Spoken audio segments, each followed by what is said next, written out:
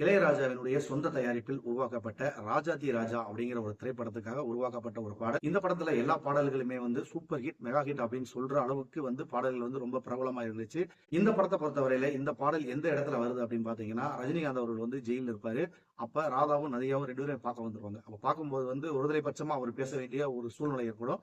அப்படி அவங்க திரும்பி வரும்போதுதான் இந்த பாடல் வந்து ஒலிக்க துவங்கும்.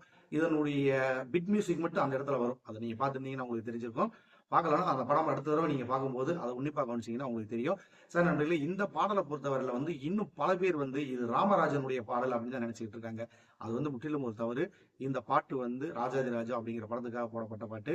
இந்த பாட்டை வந்து சித்ராவும் சுசிலாவும் பாடியிருப்பாங்க. ரொம்ப ஒரு இனிமையான ஒரு பாட்டு. எனக்கு தெரிஞ்சு பூங்காவியம் பேசும் ஓவியம் அப்படிங்கிற ஒரு பாடலுக்கு அடுத்து ஒரு சூப்பர் ஹிட் பாடலா வந்து இருவரும் சேர்ந்து பாடின ஒரு பாடல்னா அது இதைத்தான் நான் வந்து நான் சொல்லுவேன்.